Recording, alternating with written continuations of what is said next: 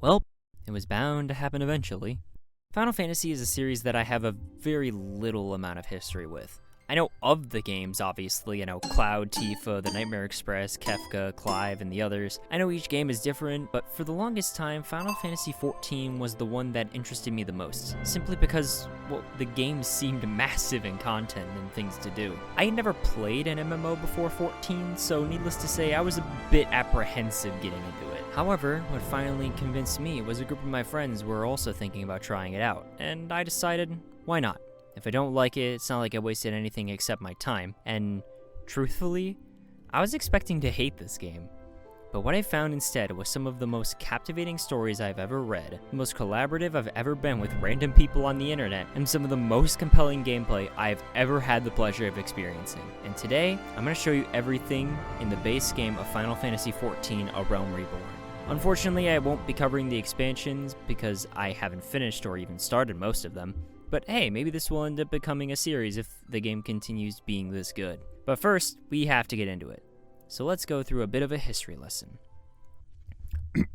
You see, back in the day of the 2010s, there was a little game called Final Fantasy XIV, released on September 30th.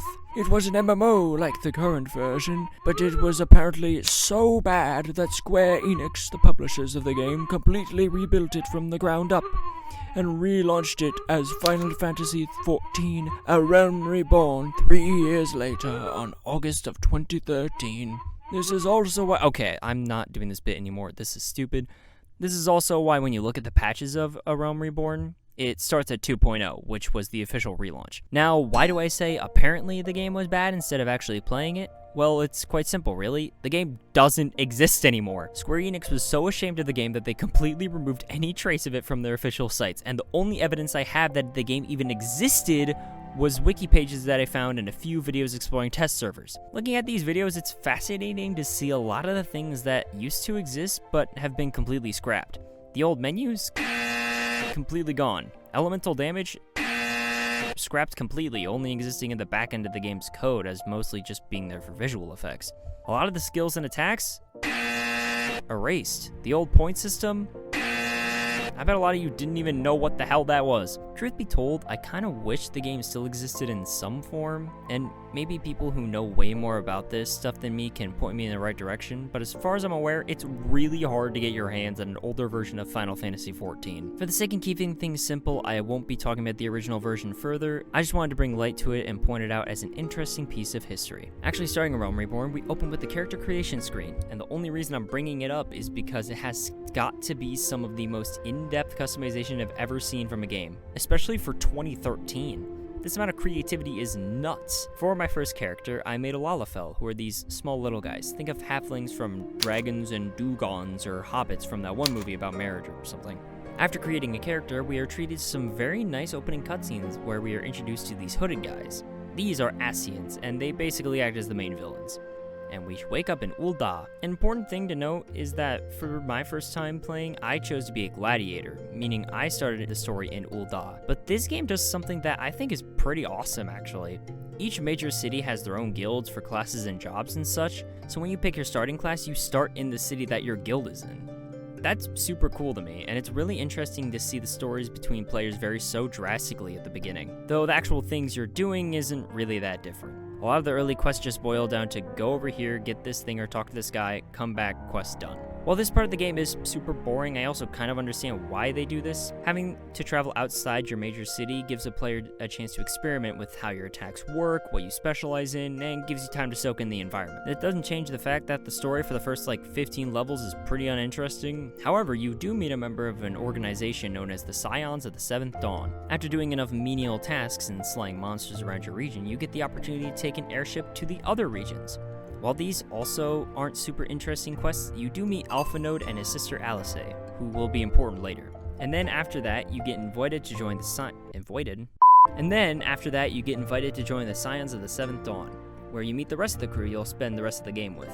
There's Thancred, who I met previously during my playthrough, as well as Y'shtola, Papalimo, Ida, Urianger, Tataru, and Minfilia, who's the leader. After joining them, you get to do your first 3 dungeons, and these are honestly really boring. Like, obviously they have to be because they're the first dungeons and they can't throw too many mechanics at you, and also you aren't super high level so you don't have a lot of the fun class abilities, but I still would have liked more in-depth bosses or enemies, since the only one that actually gave me any sort of vested interest on what might happen next was the Copperbell Mines. This is probably just a me thing, but when I first started this game, I thought this dungeon was pretty good. Sure, it didn't blow my mind or anything, but it actually made me think about where I was standing instead of just standing still in front of the boss while everyone else just presses the button that does the most damage. After doing that, you hear about the primals. Ancient, godlike deities that are summoned through fervent prayer and a large amount of ether, and you learn that one of them, Ifrit, is close to being summoned by the beast tribe of Ulda, the Amalja, and you also hear of someone on your side helping them. Through some trickery, you don the garb of poor citizen with Thancred and lure out the perpetrator. As it turns out, said perpetrator is a man named Ungust, who has been leading and kidnapping people for the Amalja. After capturing him, you are forced to confront the Amalja directly with a group of soldiers given to you by the Immortal Flames, Ulda's military, and plan on using Ungust as bait. Unfortunately, when you get there, you learn that there's a traitor among your ranks, and you, as well as your squad, are captured and imprisoned, and wait for Ifrit to be summoned. Now, all this time, you are told about how dangerous the primals are. Each one has contributed heavily to their own disasters until they were stopped. So how are you, a small-time adventurer, going to stop Ifrit? I guess you better figure that out soon, because he's almost here.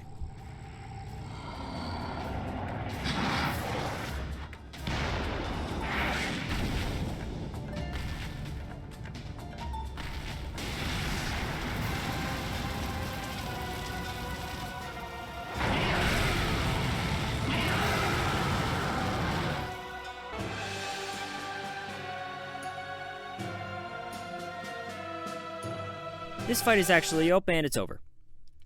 I didn't even get to describe the fight. That was really underwhelming. Oh, but he did this fire breath attack that turns people into his worshippers, and we're just immune to it because of the crystal? Okay. Look, I was warned that the story of A Realm Reborn was lackluster at best. So when I started it, I figured I probably won't mind it too much. I'm going into it knowing that the story isn't super great. But even going into it with that mindset, I was baffled by how badly paced the story was. And this problem only gets worse later, and we'll talk about that in a second. And it would be one thing if the story was just mediocre, but it's told in probably the blandest, most boring way possible. Mountains upon mountains of tedious fetch quests. Go over here, talk to a guy, go back to where you were, talk to another guy, go back to the first guy you talked to who is now in the middle of nowhere, go to a mediocre combat encounter, talk to 4 more NPCs, and now you can do fun stuff. This is not enjoyable. I'm sorry, but no amount of good dialogue or funny moments is going to change the fact that this is probably the most uninteresting way to tell a story. Imagine you're reading a compelling novel, right? You're really getting into it, you're really invested in the characters and the story, but imagine you had to walk around your house 20 times just to turn the goddamn page. Would that be fun? Would you want to read that story? No, you wouldn't, because every time you would think about reading it, you would end up getting deterred by the fact that you would have to walk a football field just to see what happens next. And even after Ifrit, this is true. Right after Ifrit, you head to Gridania to make peace with the sylphs, basically these woodland fairies, and stop them from summoning their primal. And you know where that plotline goes? Out the goddamn window 25 hours later. This is ridiculous! Thankfully, not long after beating Ifrit, you get the chance to get your very own chocobo. Before this, you had to rent a chocobo porter, and I had been using them prolifically to get around areas I had already been to, since it's faster than being on foot and it only costs a small sum compared to teleporting. But with your own chocobo, you aren't restricted to going in a straight line to your destination. You can go wherever the hell you want, and these things are pretty damn fast too.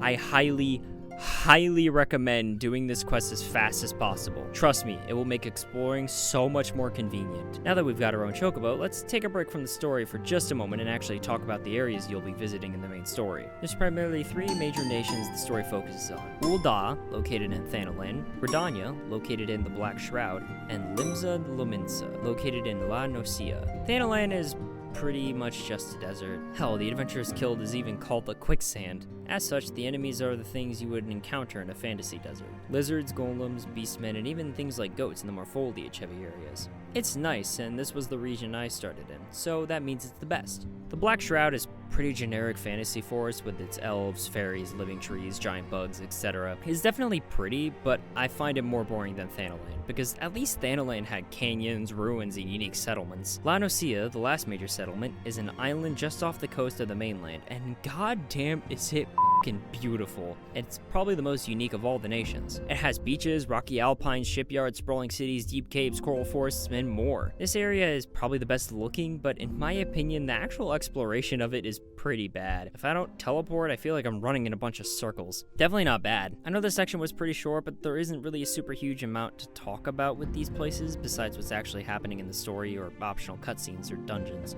I'll mention anything interesting, but for now, let's just get back into it, shall we? Where were we? Ah, right, making peace with the Sylphs. I kind of skimmed over this, but yeah, the Sylphs are a beast tribe in the Black Shroud, but they're more relaxed and chill than other beast tribes. So they're more than happy to hold back on summoning their primal as long as we help them out with some suspicious types and rescue their elder. Where's their elder? Well, that's exactly what we've been sent here to figure out. But first we have to go do some fetch quests, and we learn that the elder is being held in a spider cave, which ends up being a dungeon. This one is also pretty uneventful, but we do see the Ascians again. And they basically tell us that their plan is already in motion and there's no way for us to stop them and blah blah blah, you know the gist. It's standard villain dialogue. After that ominous warning and after rescuing the elder, you learn that the Ascian you saw, La Habrea, is currently in Ulda in an attempt to turn the common folk to his side. His first target is a little settlement called Alamigo, so you have to go over there and investigate, but the locals don't want to talk to you because you're an outsider and can't be trusted, completely ignoring the fact that we have helped so many different people already, but you know that's besides the point. After a few more fetch quests, you stop the ewes from Alamigo from being swindled by La Habrea's words and move on to working on the next primal. Just kidding, more fetch quests. This is getting ridiculous. We are in the middle of a goddamn worldwide crisis with the Ascians, the primals, the Imperial Army all vying for control over all of Eorzea, which is basically the world, and you're having me clean out this random manor of demons? Genuinely, what is the point of this? There's been a couple murders in Gridania. Oh, okay, cool. Let's soothe some of the people and then go get the Adventurers Guild to go investigate. Nope. For some reason, we have to do this, and there are so many more important things we could be doing. And even once you get to the quest that leads you to the next primal in La Noscea, you waste so much time dawdling with some random farmhand who claims to be a part of the original adventure group that killed Titan, only for it to be revealed that he was just lying for clout. Genuinely, what is the point from a story or gameplay perspective? Because I highly doubt the boulder smashing minigame was just so important to the story. I am losing my marbles over here. I'm skipping ahead. I don't care. Nothing before this point is important later. I promise you. The most you get is a gag that happened 30 hours from now, which is actually kind of funny, but still. After suffering through 60 goddamn quests of useless dungeons and dicking around at La Noscea, you finally fight the next primal and it's over. Are you kidding me? All that buildup, all that useless side quest shit, and all you get is 2 mediocre dungeons and an easy trial? This is getting ridiculous. This is the worst way to tell a story. Man, forget walking around your house. This is like trying to work through a football field of quicksand to get anything worth mentioning. This whole set of quests unironically almost made me quit the game. I didn't have any motivation to continue the story since to me there was nothing of note happening for a majority of the time. But I knew if I kept going, it would be worth it in the end. At least that's what everybody kept telling me, but at this point in the game, I was starting to doubt those people. Just, whatever, let's go to the next question. Oh my god. Are things happening? Are there actual stakes in the story? You know damn well I don't mean it like that. The Empire just invaded the Scions, took some of the people captive, and killed the rest. We gotta go save them. But first, as one of the few survivors, we need to mourn and bury those that died. During this, however, Alphanode, who managed to evade the Empire, convinces a man at the church that you were burying the bodies at to help us by helping the man regain his memory. This man is Sid, and he will be very important throughout basically the entire rest of the story. Sid used to have his own airship called the Enterprise, but it's been lost deep in the Snowlands. If you want any chance of finishing what you started, though, you're gonna need that airship. Unfortunately, the people of the mountains aren't really in the mood to cooperate since they've been dealing with heretic problems and their trust in the outside world is more than a little waned. I actually don't mind this too much compared to Alamigo, since this is an area we've never been to before in the story, and we never interacted with anybody here. Whereas Alamigo is just a hop, skip, and a jump from where we fought Ifrit. Doing some more heroing and helping to take care of the heretic problem, you establish a firm relation with the settlement and move on to the next dungeon, where the Enterprise is lying in wait. This dungeon isn't anything too special gameplay-wise, but it is really cool to look at, since you're invading a ruined castle overrun with dragons. After obtaining the Enterprise, you realize that even with all the progress you've made, the next Primal's Wall of Storms would be too much for the Enterprise. But, after a bit of thinking, a plan forms. But in order to explain the plan, I'll need to explain a bit more about primals. So, primals are beings made entirely of ether energy, right? As such, all of their attacks and devastation to the environment around them is pure ether. Let's take Ifrit for example. Everything relating to fire that he does is made of ether, but the destruction that he causes is obviously real. There are a few main ways to get a concentration of ether, one of which is via ether crystals, which link people to ether and let them travel between them. These are the main teleporters that are used in the game. But there also exist corrupted ether crystals, which work a bit differently. Instead of connecting people to ether, it severs ties and changes the properties of ether. Normally a bad thing, yes, but if used on the storms created by the primal, they would fade and dissipate long enough for you to head inside the eye of the storm and fight them directly. But now the question comes of where to even get these corrupted crystals, and for that, you gotta get the help of a few alchemists to make some crystals for you. After a few trials, tribulations, and fetch quests, you have all the corrupted crystals you need, and you can make your way over to the heart of the storms to fight Garuda, the wind primal. This fight is unfortunately just as easy as the other primals, but again, I don't really mind it as much considering I'm actually invested in what's happening. After the battle, you get another cutscene of Garuda on her last legs, desperately attempting to throw her worshippers into a religious fervor, trying to gain more strength. Alphanode and Sid attempt to stop them, but they're blown away and forced to retreat. That is when you meet face to face with the General of the Empire, Gaius. Gaius taunts Garuda, unimpressed that an adventurer like us could beat an ancient deity like her. Garuda, furious, orders her followers to attack. Gaius, without breaking a sweat, murders most of her followers. The captured beast tribes that are held here, in panic, worship frantically to summon their gods. And Ifrit and Titan emerge from the ether, stronger than ever. Forced to retreat, you watch as Gaius stands unafraid. And from the sky drops the Empire's secret trump card. Ultima weapon. This cutscene is just mwah, mwah, mwah. It's perfect. It expertly builds up the threat of Ultima weapon by having it single-handedly take out each primal and absorb their powers. And all of the work you did up to this point keeps getting snatched away from you. Like each little victory is met with such a massive pushback. It seems insurmountable. This is it. This is the endgame. So we have a few things to do for the story. Save our companions that are currently being held in prison, stop the 4 generals of the Empire, and stop Ultima Weapon and La Habrea. First things on the checklist, we're gonna need our companions. We may be able to stop Ultima with a good siege, but we need a team for that. So, we gotta save our companions. The best way to do that, we're told, is from the inside. So we head to Revenant's Toll, a new area between the 3 nations, which is conveniently located nearby an Empire stronghold. You lure a few soldiers away and take their clothes, and learn the Imperial salute in order to pass off as a soldier. Along with that, you find a broken Magitech mount that the Empire uses for combat, and fix it up with help of my boys, Biggs and Wedge. I forgot to introduce them before, but they're extremely talented machinists who help you throughout the story after avoiding capture. With the Magitech armor repaired, you manage to set up a communications scrambler to mess with the communications between the soldiers of the Empire and slip right in undetected. Once inside, you get just enough info about the prisoners and slip by each soldier easily before finally setting them free. Once set free, though, you're in a bit of a pickle. Not only are you completely exposed, Thancred is also completely missing.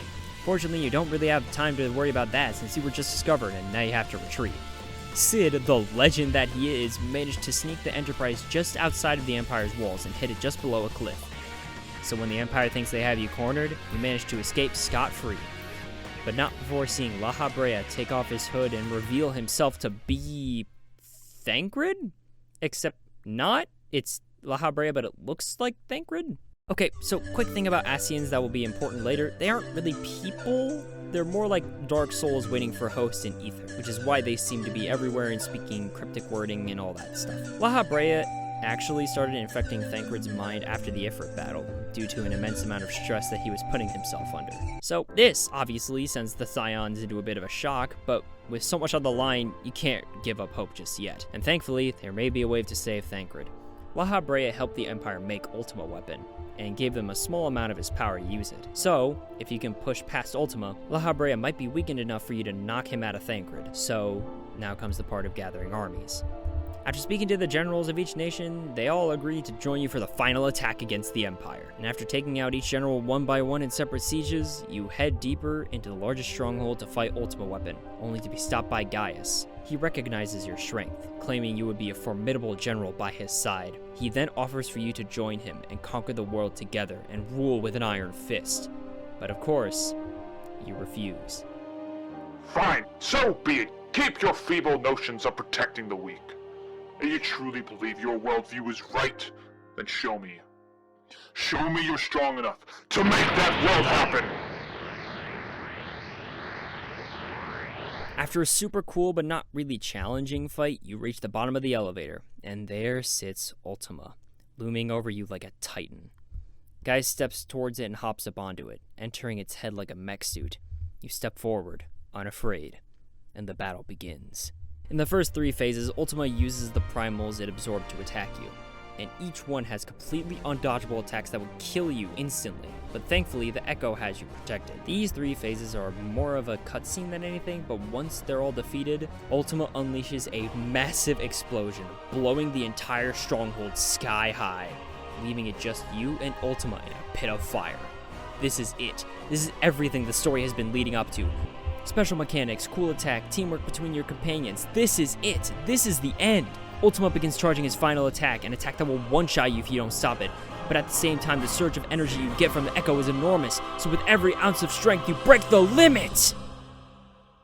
Ah, such a lovely story, is it not? Oh yeah, no, it's great, except that's not what actually happened. I am aware, but I took some liberties and embellished a tad. A tad is underselling it. That fight was way easier than you made it seem. But is it not exhilarating to call the deck instead of fold? That analogy doesn't really work for something like this. Shush, let me sing your praises. Fine, but just tell it straight. No funny business, alright? After defeating Ultima Weapon, La Habrea, as Thancred, approaches you and begins a one-on-one fight. You may have defeated Ultima, but if you don't stop La Habrea, this could happen all over again, and you would be unable to do anything to stop it. Unfortunately, even weakened, La Habrea is no pushover, and in fact, he comes close to defeating you. But with the power of God, anime, and aura on your side, you manage to purge La Habrea from Thancred's body and escape just before the whole fortress goes boom. And that, my dear friends, was the Realm Reborn story. There's some stuff afterwards, but honestly, Ultima was kind of the peak. But that doesn't mean everything afterwards is worthless. I'll just quickly go through the highlights. You help a bunch of refugees stake their home in Limsa, and the refugees are led by this woman named Yugiri that I really hope we see more of in later stories because she's really cool. You manage to stop a few primals, that being Leviathan, the water primal, Good King Moogle the Moogle primal, Ramu, the Thunder Primal, and the Primal I alluded to earlier about the Peace with the Sylphs thing going nowhere, and finally Shiva, the Ice Primal. During this time, the Scions become a proper sector and army, you move to Revenant's Soul to get away from all the people attempting to gain control over you, and you attempt to establish relationships with the armies of the Higher North. In this time, you meet some new faces like Asinian Wormblood, who is just super cool, Grahatia, as well as finally meeting back up with Alice, who has been basically chilling out in the background this whole time. You end up abandoning the Echo in favor of this primordial dragon named Midgard Somer, and help the armies up north, finally killing the dragons at their borders. With everything finally seeming to turn back around for you, you have a nice feast with the Sultana of Ul'dah, only for everything to get turned around so insanely fast it actually gave me whiplash.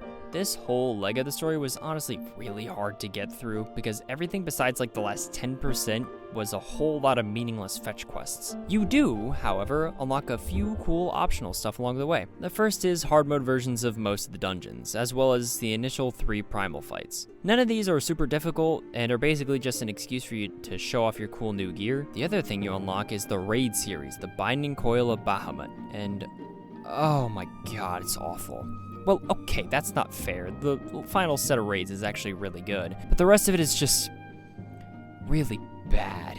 You do get some badass gear from it though, so if you happen to be overleveled for it, I would recommend doing it unsynced with a group of friends to get some cool glamour. Next is the Alliance raids, which are required by the story, but these 3 raids are also pretty boring. They're really cool set pieces, but they're not super difficult. And finally, one of the last things you can get is the extreme versions of the trials. And holy shit, talk about a fucking leap in difficulty. In these raids, everything you do matters. Every step, every mistake, every death is going to multiply your chances of wiping. Ultima is probably the first one you'll unlock, since you just need to talk to this wandering minstrel in Revenant's Toll. This one, unfortunately, I thought was the easiest, but that doesn't mean it wasn't extremely difficult. See what I did there? Jokes aside, these trials are really f***ing difficult. It feels like I mess up one time and either I or somebody else just keels over. And this only gets worse with the other extremes. Garuda is up next, and jeez, what a fight. If you really want to know how my experience was with this one, bad!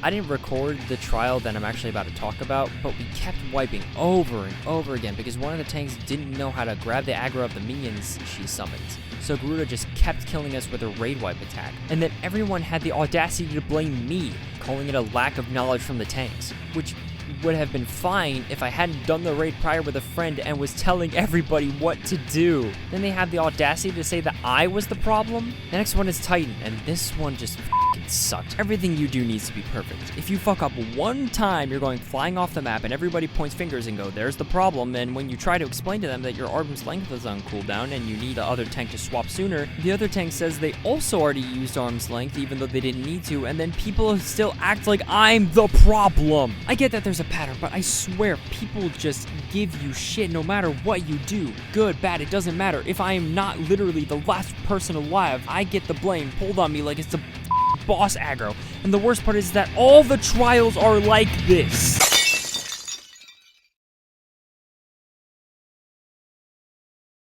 Hey, you've been sitting out here for a while, ever since we started looking for people to help with this trial. Everything okay? Sure.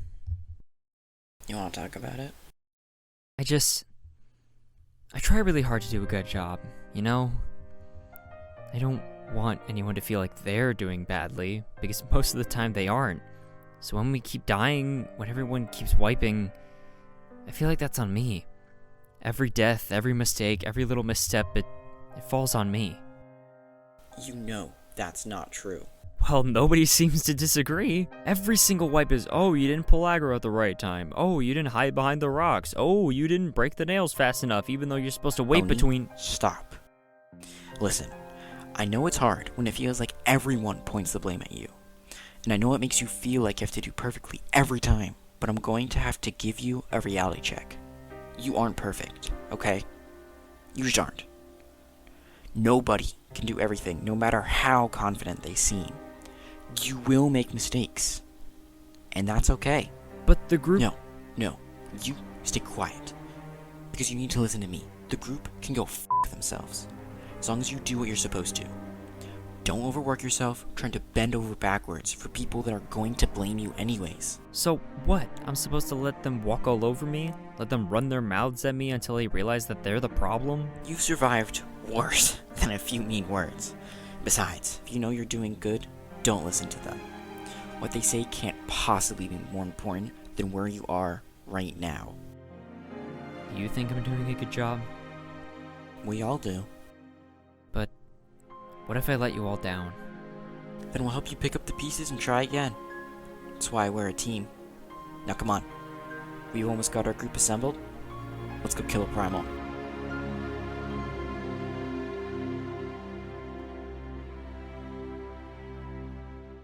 I guess I didn't realize that even among all these times I was getting flamed, there were people in the same situation I was, just trying to do the best they could. Hell, I didn't even realize until looking back, but a majority of the time I was being defended. And sure, we may not win every time, but it's not about winning or losing. It's about how many times you can lose and still say, we can do this. If it really is the culmination of all the extremes up to this point, it's punishing as hell, sure, but it's extremely fun and super satisfying to do. Ifrit summons these nails like before, and if we don't kill them fast enough, he'll jump up and wipe the raid in a single go. But the important thing is to not break the nails too fast, since not only do they do a huge chunk of damage throughout the whole arena, they also give you a stack of this debuff that makes you weaker for a few seconds. Meaning if you kill too many nails at once, you end up killing everybody because they were too weak to withstand any attack. This fight is just fantastic, requiring good timings of swapping who has aggro, good tempo throughout the whole fight, and good coordination between your team. And the best part, nobody was blamed for any deaths. We all kept getting back up and going, we can do this. You know, it's kind of funny.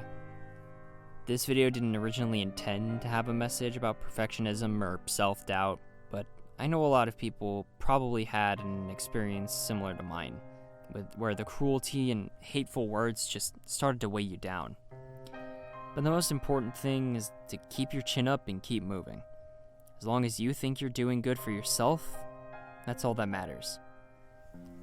I'm probably going to take a break from Final Fantasy XIV for a few weeks after this video comes out. I'm not dropping it completely, but I need some time to work on other video projects, and this game, along with a few others, is just taking up way too much of my time. I know it doesn't super matter, but I like to be consistent, and in order to be consistent, I need to give more time to these things. I can't wait to play Heavensward, though. I just want to say, I know I didn't fully go over everything like crafting, or treasure hunting, or fishing, or any of that stuff. But honestly, that stuff didn't really super gel with me. I know other people like it, but I'm not super fond of the crafting system. And I kind of wanted to focus more on the actual, like, trials and, like, the main combat gameplay. But for right now, that's about all I've got for you. See ya.